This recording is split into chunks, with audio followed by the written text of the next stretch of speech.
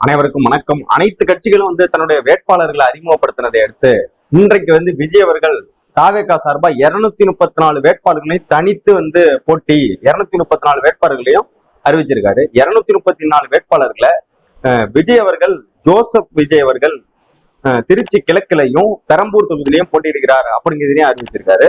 அதே போல நம்ம புசி ஆனந்த் அவர்கள் தியாகராய நகர், அதாவது சென்னை டி நகர், வில்லிவாக்கத்துல ஆதவ் அர்ஜுனா, திருச்செங்கோட்ல அருண்ராஜ், சிடிஆர் நிர்மல்குமார் திருப்பரங்குன்றம், இவர் ராஜ்மோகன் அவர்கள் எழும்பூர், இது போல எல்லாத்தையும் அறிவிச்சிருக்காரு.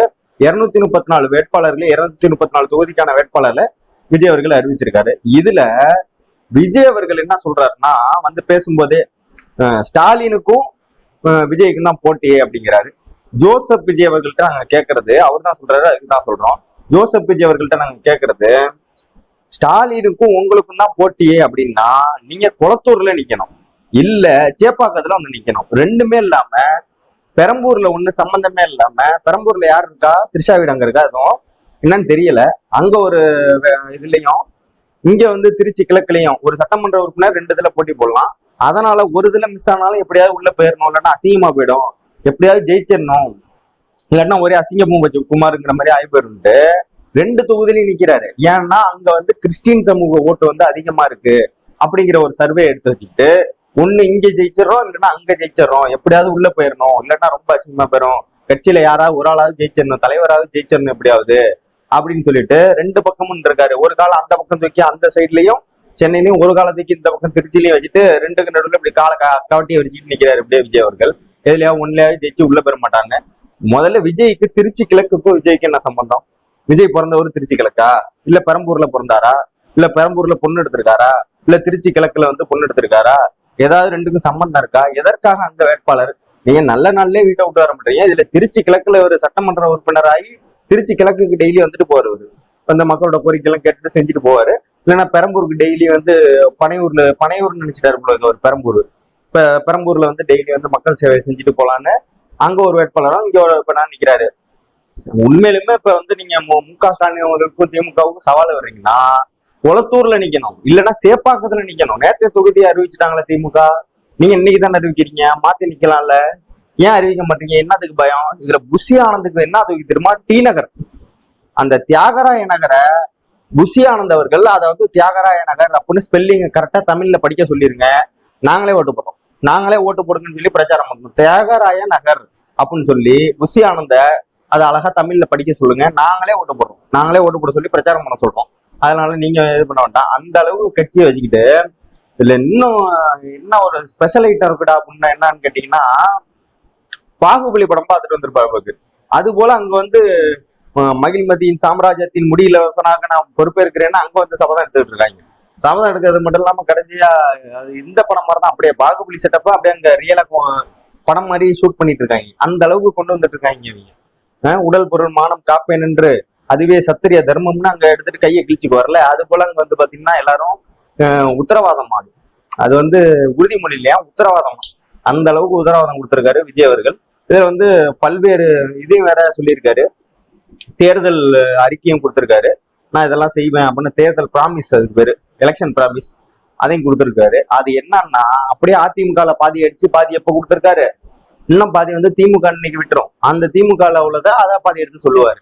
இதுல 2 பேருக்கு நடுவில் தான் போட்டின்னு இன்னமும் இருந்தாலும் அதை நம்பிட்டு இருக்காங்க. எவனா சொல்லியிருக்காங்க காதுக்குள்ள போய், இந்த படத்துல நீ டாக்டரு நான் பேஷண்ட், நீ டாக்டரு பேஷண்ட் கும்மான் குத்தி நம்ப வைப்பான்ல, அது போல இவரை யாரோ கொண்டு போய் வச்சு ரூம்லயே வச்சு குத்திருக்காங்க. 2 பேருக்கு நடுவில் தான் போட்டியே, ஒண்ணு நீ, இன்னொன்னு டிஎம்கே, ஒன்னு டிவிகே, ஒன்னு டிஎம்கே. அங்கேயும் டிஎம்கே டிகே டிஎம்கே டிவிகேன்னு கத்திக்கிட்டே அழிஞ்சு போய் போறாந்தாள். இதுல கூப்பிட்ட குரலுக்கு ஓடோடி வருவர்கள் மட்டும்தான் வேட்பாளர்களாம்.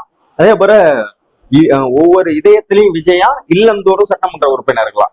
எவனா எழுதி கொடுத்ததை படிக்கிறதா இருந்தாலும் எவன் எழுதி கொடுக்குறான்னு தெரியல. இவ்வளவு ஒரு நுணுக்கமா எழுதி கொடுக்கறது யாருன்னு நம்மளுக்கே பார்க்கணும் போல இருக்கு. அந்த யாருன்னு தெரியல. அந்த தேர்தல் வியூக வகுப்பாளரா இருப்பார் போல இருக்கு. அந்த அளவுக்கு அதை எழுதி கொடுக்குறாரு. எப்படி எல்லாரும் இதயத்திலையும் விஜயா, இல்லந்தோறும் சட்டமன்ற உறுப்பினர்களாம் தாவேக்காவோட. அந்த அளவுக்கு அப்படி க்ளோஸா இருப்பாங்க அப்படின்னு சொல்ல வர்றாரு அவரு. வேற ஒண்ணும் இல்ல. அவர்கிட்ட நாங்க கேட்கறது, கூப்பிட்ட குரலுக்கு ஓரோடி வருவார். கூப்பிடாமே உங்க ஓடி போய் ஒளிஞ்சிருந்தீங்கடா. கரூர்ல கூப்பிடவே இல்லை. இந்த ராஜ்மோகன் இந்த புடவையை கட்டிக்கிட்டாலேன்னு சொல்றாருல, ராஜ்மோகன் பொம்பளை ராஜ்மோகன், அந்த ராஜ்மோகன்லாம் வந்துட்டு கூப்பிடாமலே ஓடி போயிட்டான். தேடினது வேற ஆள, கரூர் மாவட்ட செயலாளரையும் விஜயையும் புஷி ஆனந்த் இது போல ஆளை தேடிட்டு இருக்காங்க. இவர் தன்னைத்தானே நம்ம என்னவோ பெரிய அரசியல் எழுச்சி அப்படின்னு நினைச்சிட்டு இந்த ஆளு இவன் ஓடி பொழைச்சிக்கிட்டான். ராஜ்மோகனுக்கு எல்லாம் என்னன்னா, அங்க வந்து ஒரு பேச்சாளர் எப்படி கல்லா கட்டுவார் அங்க, அது போல இங்க வந்து இதுவும் ஒரு பேச்சாளர் தான். அங்க வந்துட்டு விஜய் வருகிறார் அப்படின்னு பேசிட்டு கல்லா கட்டுறதுக்காக இங்க வந்து நிப்பாடி வச்சிருக்காங்க. இதுல எழும்பூர் தொகுதி வேட்பாளர் வேற. எழும்பூர்னா எத்தனை பேர் இருக்காங்க தெரியுமா அங்க? அவங்களுக்கும் உனக்கு என்ன சம்பந்தம் வரலங்க?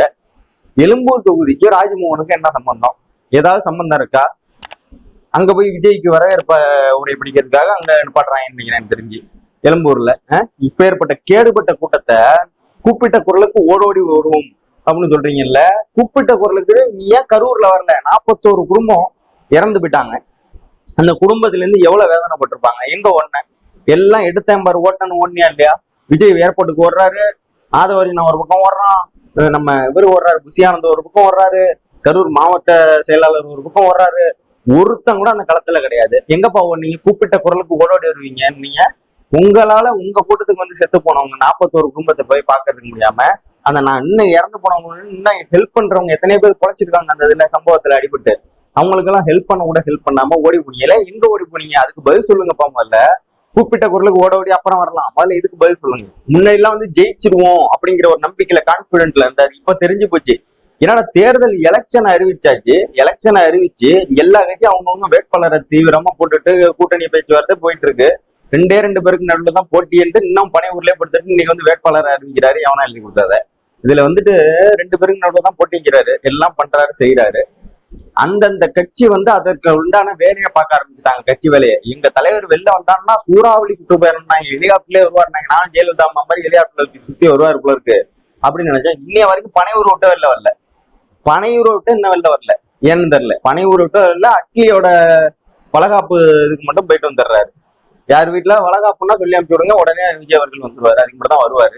இந்த அதுவும் வந்து நீங்க பெரிய திரைப்பட இயக்குனராவோ இல்ல மிகப்பெரிய ஒரு பொருளாதார இதுல சொல்றாரு, நான் வந்து என்னோட சொகுசு வாழ்க்கையெல்லாம் விட்டுட்டு வரேன் நான் உங்களுக்காக, தயவு செஞ்சு எனக்கு ஓட்டு போட்டுருங்க அப்படிங்கிறாரு. சொகுசு வாழ்க்கையை விட்டு வரியா? இப்ப இருக்கிறத விட இன்னும் சொகுசா இருக்கிறதுக்கு வரியான்னு எங்களுக்கு தான் தெரியும் உன்னோட யோகித. நீ சொகுசு வாழ்க்கையை விட்டுட்டுலாம் வரல. என்ன சொகுசு வாழ்க்கையை விட்டுட்டு வர? போறது சார்ட்டர் பிளைட்டு, தனி விமானம், அதுக்கு எவ்வளவு செலவாகுது? அங்க போறது ஏசி காரு, ரேஞ்ச் ரோவர் எல்லாம், அதெல்லாம் வந்து சொகுசு வாழ்க்கை இல்லாம விட்டுட்டு வர்றதுதான் இதுக்கு பெரிய சொகுசு வாழ்க்கை இல்லாமையா? வரது ஏசி, வந்தா கேரவன், இறங்குனா இது, படுத்தா திருச்சா வீடு, இது போல அப்படியே போயிட்டு இருக்கு. இதுக்கு சொகுசு வாழ்க்கையை விட்டுட்டு வராராம். இதுக்கு பேர் சொகுசு வாழ்க்கையை விட்டுட்டு வர்றது இல்ல ப்ரோ. சொகுசு வாழ்க்கையை இன்னும் சொகுசா மாத்துறதுக்காக தான் நீங்க அரசியலுக்கே வரீங்க. அங்க சம்பாதிக்கிறது பத்தலன்னு இன்னும் இங்க சம்பாதிக்க வரீங்க. அதுதான் உண்மை. அதை ஒத்துக்குங்க முதல்ல. அதை ஒத்துக்கிட்டீங்கன்னாலே நீங்க பாதி அரசியல்வாதி ஆயிட்டீங்கன்னு அர்த்தம். அதை ஒத்துக்காதனாலதான் நீங்க என்ன அரசியல்வாதிங்க உங்களை ஏத்துக்க மாட்டாங்க. இத்தனை நாள் வந்து சி விஜயா இருந்தவரு இப்ப எதற்காக வந்துட்டு திடீர்னு ஜோசப் விஜய் அப்படின்னு மாறுறாரு? ஏன் அந்த கிறிஸ்டின் ஓட்டுக்காகயா? அந்த பெரம்பூர்லயே இதுலயே உள்ள கிறிஸ்டின் ஓட்டுக்காக? இத்தனை நாள் வரைக்கும் என்ன சொன்னாரு? அவரோட இதுலயே அந்த அவரோட கட்சி அலுவலகத்துல அந்த லெட்டர் பேட்ல வரைக்கும் சி விஜய்ன்னு தான் வருது. இப்ப என்னத்துக்கு ஜோசப் விஜய் அப்படின்னு கொண்டு வரீங்க? அப்ப வந்து நீங்க என்ன மனநிலையில இருக்கீங்க? முதல்ல வந்து எல்லாரும் ஒற்றுமையா இருக்காங்க. யாரும் வந்து பேரை வந்து எலெக்ஷனுக்காக அப்போதைக்கு மாத்தி வச்சுக்கிறது இந்த மாதிரி வேலை யாரும் பார்க்க மாட்டாங்க, உங்களை தவிர, விஜய்ங்கிற ஒரு தற்கூரிய தவிர. அதைதான் நாங்க சொல்றோம். நல்லா இருக்கிற சமூகத்துல குண்டதிக்கு போட்டு போயிடாதீங்க அதையும், அவ்வளவுதான் நாங்க சொல்றோம். இதுல வந்துட்டு ஜோசப் விஜய் அப்படின்னு இப்பதான் அறிவுறுத்துறாரு. எப்படி? பெரம்பூர் ஜோசப் விஜய், திருச்சி கிழக்கு ஜோசப் விஜய் அப்படிங்கிறாரு. எதற்காக இத்தனை நாள் விஜய் விஜய் நீங்க, சி விஜய் நீங்க, இப்ப என்ன திடீர்னு ஜோசப் விஜயா மாறிக்கீங்களே? எதுக்கு? ஓட்டு பிச்சை எடுக்கிறதுக்கா? அதை வந்து உங்களோட மதத்தை வச்சோ ஜாதியை வச்சோ பிச்சை எடுக்காதீங்க. நீங்க மக்களுக்கு என்ன சொல்ல போறீங்க அப்படிங்கிறத கேட்டு மக்கள்கிட்ட உங்களோட இதை சொல்லி, உங்களோட கொள்கையை சொல்லி, உங்களோட கோட்பாடை சொல்லி மக்களுக்கு ஓட்டை வாங்கணும், பிச்சை எடுக்க கூடாது. அதனால நல்லா புரிஞ்சுக்கங்க. மதத்தை வச்சு அரசியல் பண்ணாதீங்க. ஏற்கனவே மதவாத சக்தியெல்லாம் நாங்க அழிச்சு ஒழிச்சு குப்பளத்துக்கு போட்டாச்சு. மறுபடியும் நீங்க கிளம்பி வராதிங்க பிஜேபியோட தாமரை தூக்கி கொண்டையில வச்சுக்கிட்டு.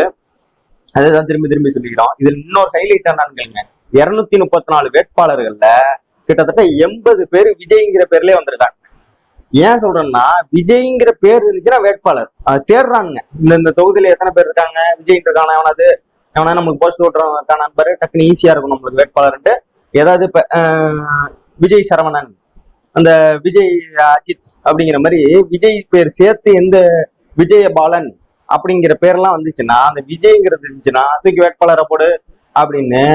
இதுல முக்காவாசி பேர் நீங்க எடுத்து பாத்தீங்கன்னா தெரியும், இந்த லிஸ்ட்ல விஜய்ங்கிற பேர்ல தான் கிளம்புறாங்க. முக்காவாசி பேர் எப்படியாவது அந்த விஜய் பேரை பெருசாக்கிடணும்னு விஜய்ங்கிற பேர்ல தான் கொண்டு வரானுங்களே தவிர, அவனுங்களுக்கு இன்னும் தெரியல. தமிழ்நாடு மக்கள் ரொம்ப ரொம்ப ரொம்ப ரொம்ப ஷார்ப்னா அவனுக்கு தெரியவே இல்லை. இதுல முந்தா நாள் நைட்டு சேர்ந்தவன், நேத்து நைட்டு சேர்ந்தவன், இன்னைக்கு காலைல போன்ல பேசினவன் எல்லாரையும் வேட்பாளர் போட்டு வச்சிருக்காரு விஜய். அது முக்காவாசி அதிமுக கேண்டிடேட்டு, காங்கிரஸ்ல இருந்து ஒரு ஆள் வழங்கலாம், அவனை தூக்கி போட்டு வச்சிருக்காங்க. அந்த அளவுக்கு கட்சி நடத்துறாரு இவரு. இவர் வந்து பேச வந்துட்டாரு நம்மள்ட்ட, நாங்க தான் தூய சக்தி அப்படின்னு. இதுக்கு பேர் தூய சக்தி இல்ல ப்ரோ, இதுக்கு பேர் தூய சக்தியே கிடையாது, இதுக்கு பேர் வேற சக்தி. எலெக்ஷன் முடிஞ்சவன சொல்றான் என்ன சக்தின்னு. இப்ப நாங்க வந்து பொதுநலன் கருதி சொல்ல விரும்பல. விஜய் அவர்கள் வந்து அதிமுக மாதிரி திமுகவை நினைச்சிடாதீங்க. அதிமுக எப்படி அழகா கூட்டணி கட்சிக்கு நோக்கி விட்டு போனுச்சு, அது மாதிரிலாம் நோக்கி விட மாட்டோம். நேருக்கு நேர் சண்டை போடுற கட்சி திமுக. முடிஞ்சா நீங்க வந்துட்டு பெரம்பூர்லயும் திருச்சி கிழக்குலயும் டெபாசிட் வாங்குங்க. நீங்க வந்து ஜெயிக்கிற அளவுக்கு எல்லாம் போகணும், அந்த அளவுக்கு எல்லாம் பெருசாலாம் யோசிக்க வேண்டாம். முதல்ல டெபாசிட் வாங்கி காட்டுங்க. சாதாரண கேண்டிடேட், ஸ்டார் கேண்டிடேட்டை கூட போடல நாங்க. சாதாரண கேண்டிடேட், ஸ்டார் கேண்டிடேட் எல்லாம் கிடையாது. பெரம்பூர்லயும் ஸ்டார் கேண்டிடேட் கிடையாது, திருச்சி கிழக்குலயும் ஸ்டார் கேண்டிடேட் எல்லாம் கிடையாது. இன்னும் மக்களுக்கு பரிச்சயமானவங்க, மக்கள் நலன்ல அக்கறை கொண்டவங்க. முடிஞ்சா ஜெயிச்சு காட்டுங்க ப்ரோ, அதுக்கப்புறம் வந்து பேசுங்க ப்ரோ. நன்றி ப்ரோ, மீண்டும் சந்திக்கும் வரை உங்கள் அன்பு ப்ரோ. டெல்லியின் ஆளுகைக்கு தமிழ்நாடு என்றைக்கும் அடிபணியாது. எங்க தமிழ்நாடு எப்பவுமே டெல்லிக்கு அவுட் ஆஃப் கண்ட்ரோல் தான்.